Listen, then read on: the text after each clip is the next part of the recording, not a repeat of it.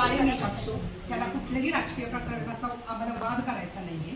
पण मला एक विचारायचं की आज वैष्णवी हगवणे प्रकरणाला 7 महिने झालेले, परत दुसरी ही आमची मुलगी का म्हणून वैष्णवी हगवणे प्रकरणासारखी याच्यात ओढली गेली. दुसरी गोष्ट, तुमच्याही पदावर ताशेरे ओढले गेले. तुम्ही काय कायद्यात बदल केला की आज आमची मगर फॅमिलीतली मुलगी ह्या प्रकरणाला बळी गेली नाही? तुम्ही काय कायदे केलेले? तेव्हाही तुमच्या पदावर आलं होतं, वाईट आम्हालाही वाटलं होतं. प्रत्येक घराघरात वैष्णवीच्या प्रकरणाच्या वेळेस वाईट वाटलं होतं.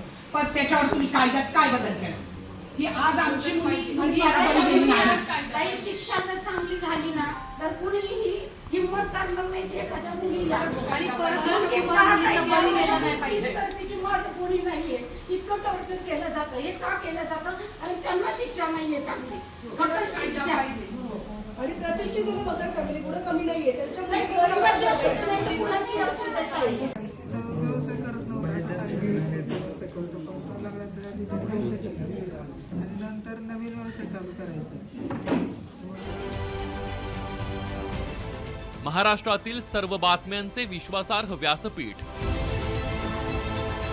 सकाळच्या सर्व सोशल मीडिया प्लॅटफॉर्मला लाईक, फॉलो आणि सबस्क्राईब करा. तसंच सर्व नोटिफिकेशनसाठी बेल आयकॉन प्रेस करायला विसरू नका.